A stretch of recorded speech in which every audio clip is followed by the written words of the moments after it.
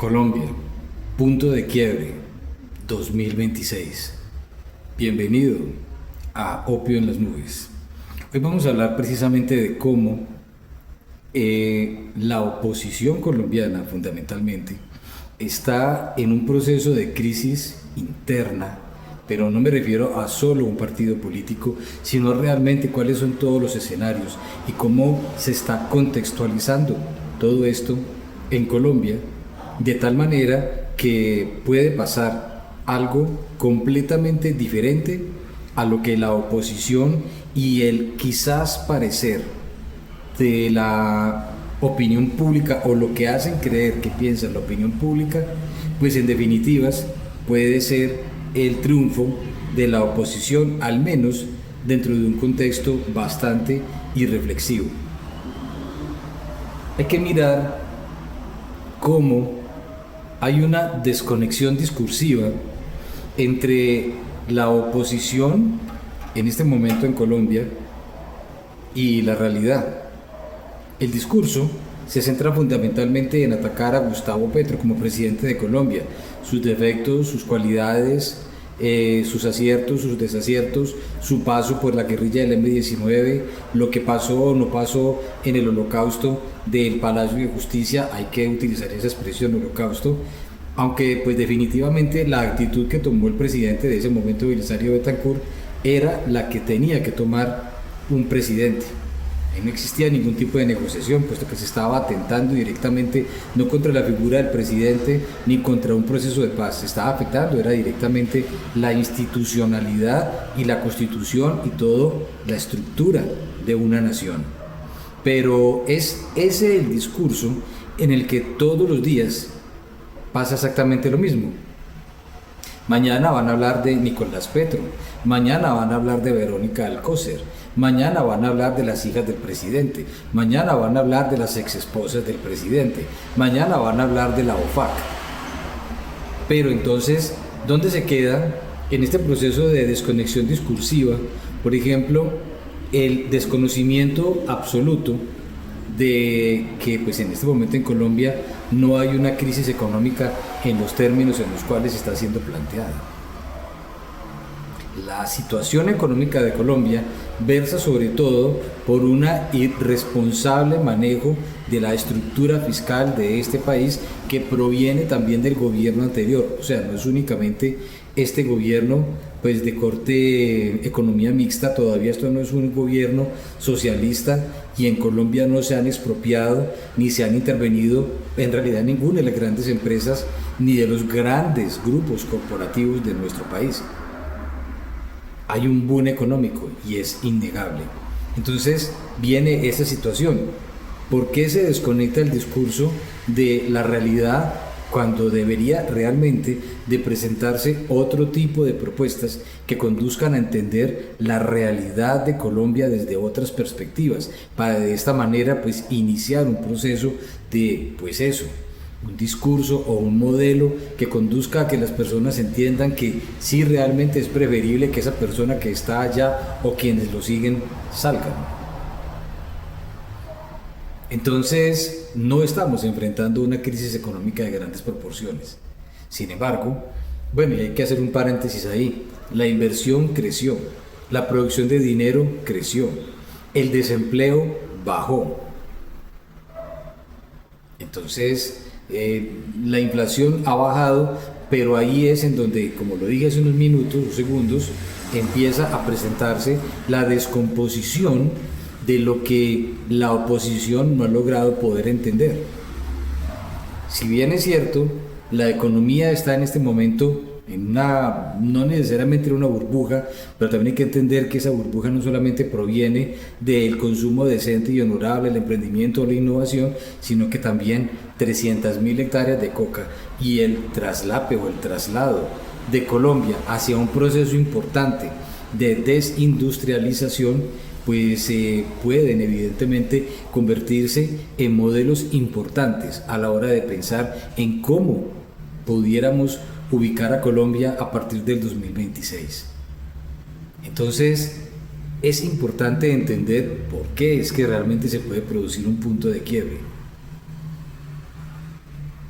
Igualmente, la oposición tiene lo que yo denomino una fragmentación interna. La Procuraduría General de la Nación emitió hará 2 o 3 semanas quizás, una alerta, como llaman pues en Colombia, una alerta temprana. ¿En qué consistió la alerta temprana? Pues precisamente en que el país está, digamos, invadido de más de 120 candidatos. Como mínimo pueden ser 100 candidatos de cualquier manera, por firmas, así sea por la mismísima aclamación. Entonces, 100 candidatos lo que han producido es un efecto como el de un avispero, en donde el voto se dispersó y es casi prácticamente imposible volver a reunir lo que se pierde. Muchas personas siguen o continúan andando tras aquella persona en quien creyeron, y por término medio, cuando llega el momento de las elecciones, si esa persona no está, casi siempre pues no votan, hay abstención, o quizás puede haber un voto en blanco. La gente es leal, así las personas consideren que no es así. Entonces tenemos esa fragmentación interna que también nos conduce a entender algo igualmente grave, y es la implosión que se está presentando al interior del centro democrático. Se podrá decir que eso no tiene ninguna importancia porque la contundencia y la fuerza que tiene Álvaro Uribe Vélez es gigantesca, pero lo que percibo, lo que visualizo, sin necesidad ni siquiera, digámoslo así, de leer, por decir, un tarot, ¿cierto? Un tarot, simplemente algo tan arcano, tan trascendental, tan psicoanalíticamente profundo como es un tarot. Pero bueno, no estamos hablando de eso. Realmente lo que estamos mirando es cómo el centro democrático está cayendo al tenor de su propio gran líder y fundador. Le introdujeron un caballo de Troya, el papá pues, de este joven fallecido, Miguel Uribe Turbay. Pretendía el señor lograr que el centro democrático terminara eso, aparte del proceso de implosión, anexándose a todo el contexto de Abelardo de la Espriella. De hecho, Abelardo de la Espriella ya ha tenido mínimo 2 reuniones, ya sea en la finca de Río Negro o en la mega hacienda de Córdoba, con Álvaro Uribe Vélez, precisamente buscando el aval, y Álvaro Uribe Vélez manifestó en una de las pocas entrevistas, hace 6 años que no le entrevistaban, manifestó que él no le iba a dar el aval a Abelardo de la Espriella y tampoco lo iba a hacer con Juan Carlos Pinzón, porque igualmente él tenía que respetar los procesos al interior de su partido. Eso implica entonces que hay que buscar formas pues para lograr que los partidos se destruyan y se conecten con el otro. Yo lo dije hace aproximadamente 2 o 3 videos atrás, es un proceso de cooptar, de tomarse de una manera pues casi militar. Se mete un caballo de Troya y ya con ese caballo de Troya adentro, pues en medio de la implosión y de la guerra, pues finalmente van a morir los que estaban dentro de la estructura, y los que lograron ingresar pues van a generar un caos profundo, puesto que las debilidades internas no es lo que se exhibe a través de las murallas, o sea, es otro el parecer. Así las cosas, también la renuncia de Miguel Uribe Londoño lo que produjo fue la sensación de un partido desconectado, de un partido que no tiene orden, de un partido que no tiene control. Igualmente Álvaro Uribe Vélez está profundamente golpeado, son 2 veces que ha tenido que ir a casa por cárcel. La primera, pues puedo recordar que estuvo compleja, fueron casi 3 o 4 meses que tuvieron a Álvaro Uribe Vélez pues en esa situación. Y esta última, la situación pudo haber estado en aproximadamente 1 mes. Con Uribe está desapareciendo otra situación, y es que él se está llevando todo un paradigma. Los paradigmas tienen un modelo religioso, modelos económicos, modelos de comportamiento social, formas inclusive de vestir, de comportarse, de crear ideas filosóficas y demás. Colombia, aproximadamente desde cuando se creó la penúltima constitución por el señor Rafael Núñez, pues a partir de ahí se construyó todo un modelo de país. Que ver, por ejemplo, que más o menos en 1930, por esos tiempos, llegó una misión de los norteamericanos a estructurar todo lo que se llama la política monetaria. Antiguamente, en las universidades, cuando se estudiaba administración de empresas o economía, se estudiaba teoría y política monetaria y microeconomía. Los economistas pueden llegar a estudiar hasta 3 microeconomías. Un administrador de empresas estudiaba entre microeconomía 1 y microeconomía 2. También se estudiaba ingeniería económica. Ante la guerra cultural, decidieron incluso las universidades privadas retirar el estudio de la teoría política monetaria, de la microeconomía, para tratar de adaptarse a los supuestos nuevos tiempos. Y lo que se está produciendo en una facultad de administración de empresas no son individuos proclives al capitalismo, a coger un grupo de individuos para llevarlos al alcance de objetivos comunes, que en el fondo eso es lo que se busca con un administrador de empresas. Ya tampoco quieren enseñar eso. Igualmente también por las ideas de las universidades privadas de estar cerca del gobierno de turno, para que a su vez con programas, por ejemplo Serpi lo paga, entonces les llegaba dinero abundante con el que becaban a 10, 20, 30, el número X de personas, y eso se convertía en una manera de llenar las arcas de las universidades. Es lo que se está viendo hoy en día con Donald Trump, con universidades del prestigio supremo de Harvard, o bueno, en fin, hay otras, estamos hablando nada más y nada menos que de Harvard. ¿Por qué Harvard perdió casi 2 o 3 billones de dólares en auxilios externos del gobierno, siendo una universidad privada? Precisamente porque Harvard se involucró dentro del contexto y el modelo de la guerra cultural. ¿Qué modelos entonces puede tomar? Pero bueno, yo creo que vamos como quedando claro, o sea, quedamos en que la penúltima constitución construyó todo un modelo de valores, de ideas económicas, ideas religiosas, y al tenor de todo, de la sombra que produjo ese árbol, entonces quedamos dentro de un país en donde pues prácticamente, al menos yo nací, seguramente todos los después de 1991, 92, inclusive más que todos los que nacieron ya llegando al siglo XXI, son los que tienen ya otros contextos completamente diferentes. Colombia puede tomar entonces una ruta de tipo tecnocrático, pero ¿quién va a tomar en nuestro país una ruta de tipo tecnocrático? ¿Cuál de los discursos que estamos viendo hoy son realmente tecnocráticos? ¿Dónde encontramos un modelo libertario, neoliberal, en donde no se utilice la habitual expresión de que se va a reducir el Estado para disminuir los gastos? Normalmente eso no es más que la metodología de la mentira conectada con arreces amarradas dentro del contexto de la política de estómago. Eso no va a ocurrir. No es tan fácil tampoco el que una persona que llegue a gobernar y supuestamente, por ejemplo, firme 80 decretos desde las 3 de la tarde hasta las 10 de la noche, inmediatamente el país se transformó. Realmente no es así. Pero la pregunta que yo me hago realmente sí es esa. ¿Hay un discurso ideológicamente libertario? ¿Quién se está midiendo en este momento en Colombia a hablar de los valores? ¿Quién se está hablando en este momento del error que se comete al equivocadamente confundir la inclusión con la destrucción de lo que tiene que ver con la capacidad de todos los individuos?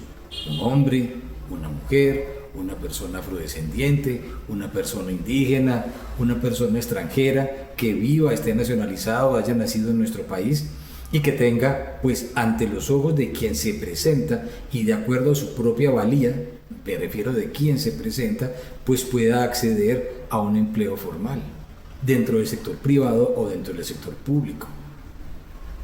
Estamos o exacerbaron todo este concepto. Pero ¿quién está hablando de eso? ¿Realmente Colombia se va a retirar de los 10 objetivos del milenio? Que son bastante cuestionables. Precisamente los objetivos del milenio hacen parte de la teoría del decrecimiento, hacen parte de la desaceleración económica que busca la teoría del decrecimiento. hacen parte de un modelo de falsa inclusión. Los objetivos del milenio son tan abusivos que alcanzan a decir que inclusive hay que estructurar determinados modos de producción. Recordemos que los modos de producción, el modo de producción capitalista, el modo de producción feudal, el modo de producción comunista, y cada uno de esos modos a su vez tiene unos medios de producción, en donde por ejemplo en el modo fiscal, en el modo feudal o en el modo capitalista, de todas maneras el dueño y propietario de los modos de producción y quien disfruta o goza de todo lo que se produce a través del medio de producción es quien invierte. Sin embargo, la analogía indica que quien invierte pues también está proveyendo desarrollo, bienestar y calidad de vida a aquellas personas que hacen parte de los contextos en donde están vinculados. Mientras que si el Estado es el propietario único de los medios de producción, se llega a la ineficiencia, a la ineficacia y a un momento en donde colapsa por completo toda la estructura y la sociedad simplemente se viene abajo en todo el sentido posible. Es innegable ver lo que está pasando ahora en Cuba. La gente se está muriendo de dengue, de chikungunya. Hay una pandemia generalizada, no hay luz, no hay comida, y se supone que los cubanos van a enviar armamentos, soldados a Venezuela en el caso de que ocurra la supuesta invasión a Venezuela, que con todo lo que tienen ahí estacionado en el mar no se puede invadir un país como Venezuela y sí que menos como Colombia. Posiblemente una lluvia de misiles, pero por tierra es técnicamente imposible. Entraríamos ahora entonces en un proceso de una ruta populista moderada, en donde se apela al cansancio ciudadano y a lo emocional. Entonces aquí es en donde nos estamos encontrando realmente con lo que el actual candidato que sube dentro del contexto de las encuestas, el señor de las Priella, ha encontrado su nicho.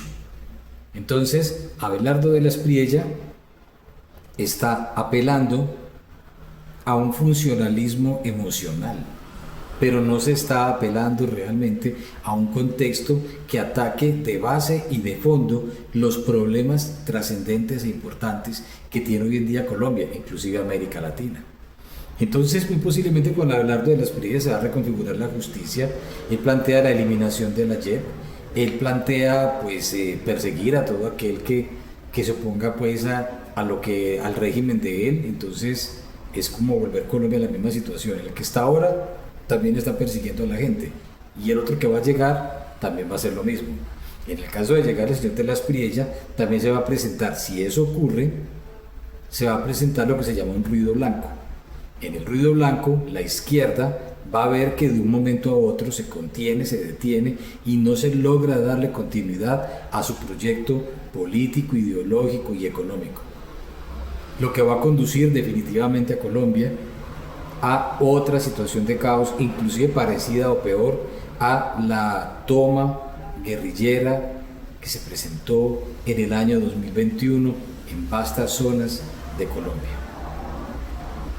A eso se suma lo que quizás pudiera ser una Asamblea Nacional Constituyente, quizás, es muy poco probable, pero si se llegara a presentar una Asamblea Nacional Constituyente, entonces, promovida por el actual presidente, él pudiera hacer parte de esa Asamblea Nacional Constituyente y tendríamos entonces una situación en donde ni siquiera puede haber Congreso. Un reforzamiento del aparato de seguridad. Es curioso cómo se han opuesto a la compra de los Gripen y se están inventando todo tipo de relatos urbanos. Bien vale la pena destacar que nuestro país no tiene la más mínima capacidad ni disuasiva ni ofensiva a la fecha de hoy. No quiere decir que el ejército venezolano sea mejor que el ejército colombiano. Ya estamos viendo que yo recuerdo que fueron alrededor de 30 aviones Sukhoi 30, unas máquinas de guerra poderosísimas que compró Hugo Chávez. Pues tienen escasamente 15 funcionando porque pues ni gasolina tienen. y tampoco tienen comida para darle a los pilotos que van a pilotear esos aviones. Pues obviamente ni llantas, ni aceite, ni agua para lavarle las alas a los aviones, el fuselaje.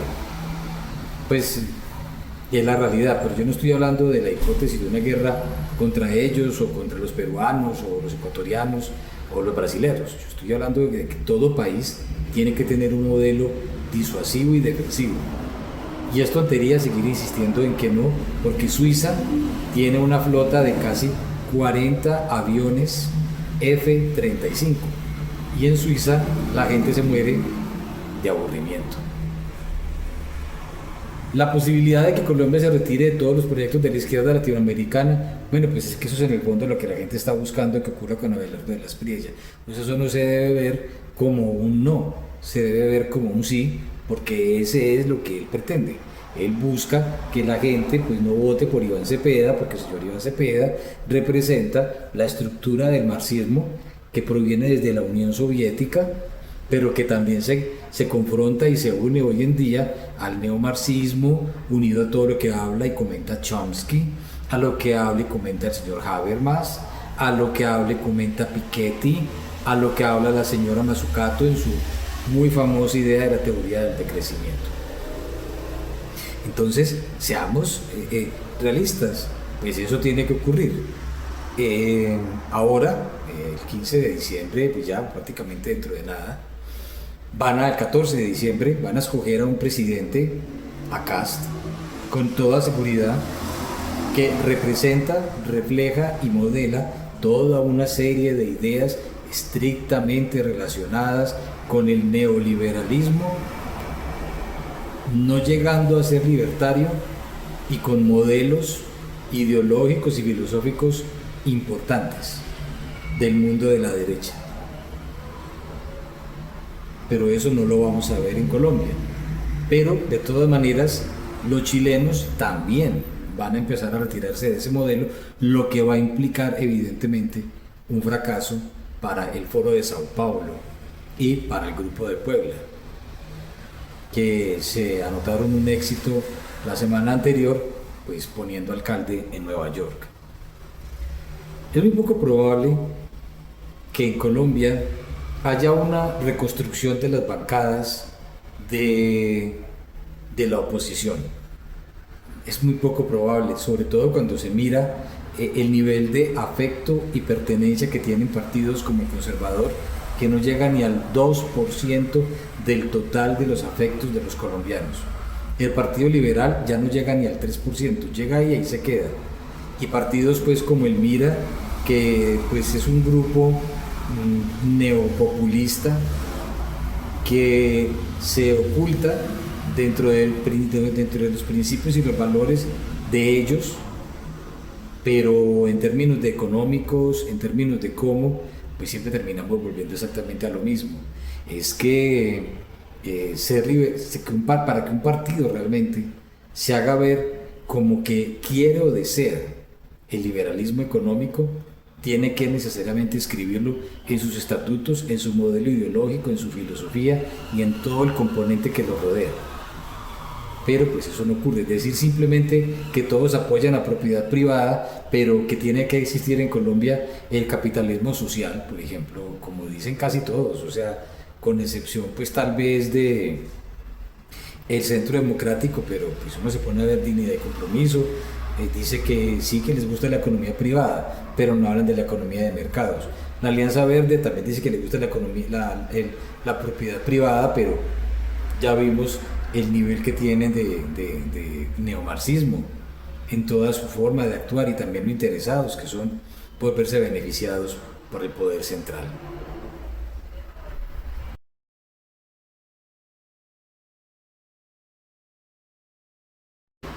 Vemos entonces que el conservatismo fue absorbido por el Centro Democrático, o que el liberalismo fue absorbido por cualquier vertiente del pacto histórico, cuando ya, como estamos viendo hoy en día, hay un partido único de nación de orden neomarxista, con alineación, con estructura, con filosofía, con ideología, repito, con ideas claras, con norte, con juventudes con personas debidamente formadas y que tienen muy claro de a dónde vienen, dónde están y hacia dónde van.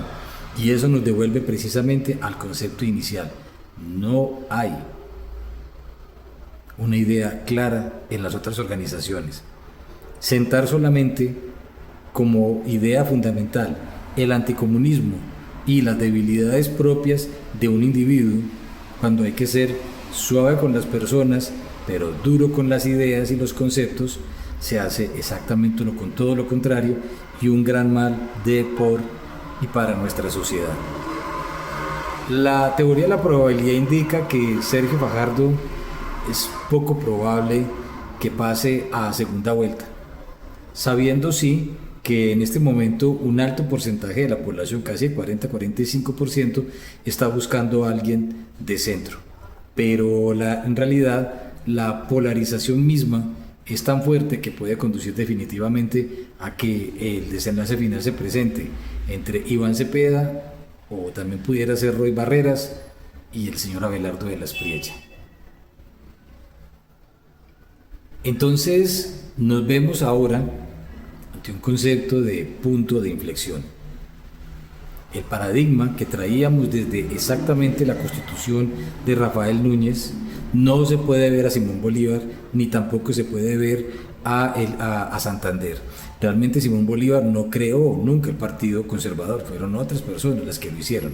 Sin embargo, Bolívar sí era amante, primero de la autocracia, segundo de un imperio latinoamericano y tercero del liberalismo económico que él aprendió y conoció de Adam Smith. De eso sí no hay ninguna discusión, pero eso no quedó fusionado dentro de ningún concepto o en partido alguno. Cuando crearon el Partido Conservador, inclusive a principios del siglo XX, se generó o se creó el grupo de los leopardos, que ha sido lo más cercano pues a una ideología doctrinaria fascista, que pues me mido aquí ante cualquier persona o ante cualquier grupo de personas que me quieran afirmar públicamente que en Colombia hoy en día existe el fascismo, porque es falso.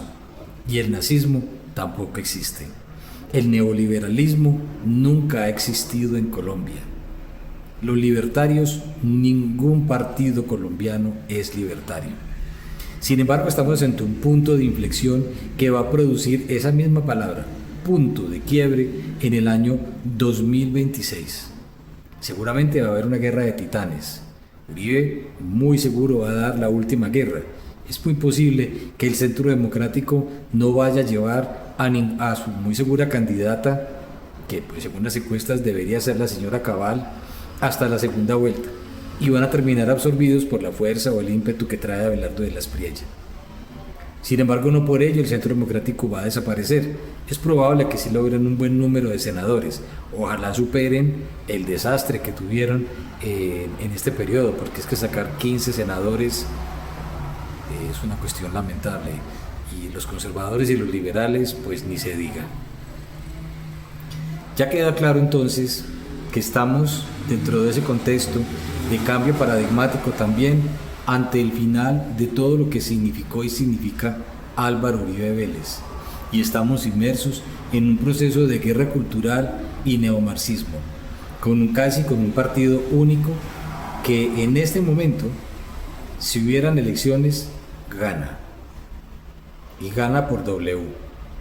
Al día que hago este video, hoy 8 de diciembre del 2025, la última encuesta polimétrica, elaborada en personas, pero analizada y ya elaborada, estructurada por algoritmos, lo que se llaman bots, está mostrando a Iván Cepeda con más del 43% y al señor de la Espriella con un 31-32%. Sergio Fajardo pues definitivamente está en un proceso de descenso muy fuerte, al igual que todos los otros candidatos que hacen parte de la oposición. Entonces, ¿es posible que la oposición gane en un contexto de una economía en donde desaparece la cosmogonía del espíritu empresarial y la pragmática del emprendimiento? amenazados por una inseguridad que yo llamo el efecto 300.000, o sea, las 300.000 hectáreas. Entonces estamos ante un proceso complejo. Entonces sí hay debilidades que pueden ayudar a construir discursos, pero que definitivamente no van a ser ni los corolarios y digamos la cereza que se le pone al pastel para que se genere una gran transformación en el 2026. Repito, el 2026 al 2030, y lo vengo informando y presentando desde hace ya más de 18 meses, no va a ser el año en el que se va a acabar el neomarxismo en Colombia, pero tampoco va a ser el año en el que se van a implementar otros modelos, ideologías o formas de ver el mundo. Cuando incluso, como lo vemos en Argentina y también ocurrió con los Estados Unidos, la gran mayoría de los jóvenes votaron por una idea libertaria, votaron por una idea de derecha. Y al sol de hoy pues vemos que Milei pues ha tratado en lo económico pero no ha podido, y Donald Trump pues está dando una lucha fuerte e importante dentro del contexto de la guerra cultural. Ahora, pues con un nivel de afectación importante, cuando por primera vez en la historia de los Estados Unidos es elegido un alcalde no solo musulmán, sino que también es profundamente comunista. Es la primera vez, o sea, yo pues en lo que he leído, conozco y entiendo de la historia, nunca había visto eso. Es un dato curioso, porque normalmente los que están votando más por el marxismo en Estados Unidos son sobre todo las negritudes y los latinoamericanos, porque quieren traslapar el fracasado proceso de sostenimiento estatal que llevó a eso, al fracaso, a Bolivia, a Argentina, a Cuba, a Venezuela. Para ir ya finalizando, lo dije en un comienzo, un tema que se viene presentando desde el gobierno de Duque y al cual no se le presentó ninguna atención, y es que la productividad en Colombia está en niveles dramáticos y se debe fundamentalmente a la desindustrialización, a la falta de agroindustria, a la falta de un sector agropecuario competente, competitivo, tecnológicamente desarrollado, en donde las fincas pasen de tener marraneras a centrales productoras de cerdos con capacidad competitiva en un contexto global. Pero es tremendo. Vemos cómo la industrialización en Colombia está llegando apenas al 5% y en proceso de disminución. Todo está concentrado en el Valle del Cauca, en Antioquia, en Barranquilla o el Atlántico como tal.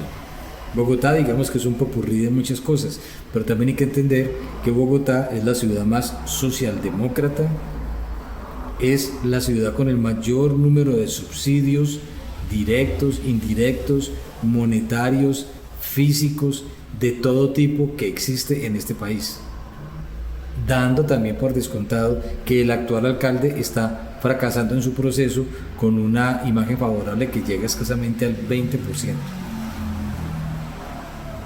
Conclusión, importante también otro detalle, el eje cafetero, que ha sido una de las zonas de Colombia con una de las mejores calidades de vida aproximadamente desde 1940, solo tiene una ciudad y un departamento que está aportando escasamente el 1% a la producción de riqueza desde la perspectiva de la productividad, la industrialización, y es Manizales, junto con su departamento Caldas. Queda comprobado, otra de mis tesis, esto está todo en datos, están datos en el DANE y los datos no provienen únicamente de este gobierno. Queda entonces comprobado que la ciudad de Pereira es básicamente una mole de infraestructura urbana que terminó sin la capacidad para poder generar riqueza, para poder generar capital, y se concentraron solamente en los ladrillos. Manizales, en un programa que posee la ONU, quedó convertida como la mejor ciudad para vivir en América Latina en el 2025, con la mejor calidad de vida, con el mejor sistema educativo, obviamente pues por por número de habitantes y por otros elementos es probable que pues en Medellín, en Cali, Bogotá, pues puedan haber modelos educativos muy interesantes. Sin embargo, llama poderosamente la atención todo esto. Seguramente también es un proceso generado por la pospandemia, puesto que la pandemia expuso muchas de las debilidades de las ciudades, departamentos, en este caso pues de Colombia y también del mundo entero, porque la desaparición de Europa, no como terreno, no como edificios, sino como una estructura de la civilización occidental, sí es real. Lo que dice Donald Trump nada tiene que ver con ideologías, están en un proceso de decadencia suprema, nada más y nada menos pues que todas las tecnológicas productoras de dinero del mundo, empezando por la que más produce dinero, que es Apple, están en los Estados Unidos de Norteamérica. Entonces, el punto de quiebre en Colombia se da por un cambio de paradigma, pero todavía faltan 4 años, o sea, del 2026 al 2030, no única y exclusivamente para que realmente Colombia entre en otros procesos paradigmáticos. Y seguramente la espada de Damocles seguirá hundiéndose en lo que, como decía yo en videos anteriores, en un proceso importante de negacionismo. Y ahora, pues, insisto, estamos ante un hecho muy claro. Tenemos por primera vez en Colombia un partido único de gobierno, como lo quiso siempre Lenin allá en Rusia.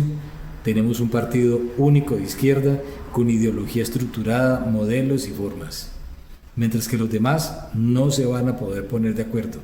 Y muy seguramente sí va a haber una gran guerra, bueno, estamos en una gran guerra, más bien van a haber grandes batallas y llegaremos a la batalla final cuando se produzca el punto de quiebre de lado a lado, puesto que el centro se convertirá también en el gran elector de lo que termine ocurriendo en el 2026, situación que las personas todavía no han terminado de comprender, razón por demás para que Uribe pues quiera tener a Sergio Fajardo dentro de sus alineados, absorberlo el centro democrático y eliminar la posible opción de centro para también Uribe condicionar a los colombianos hacia lo que pretende la oposición, pues obviamente reflejada por él.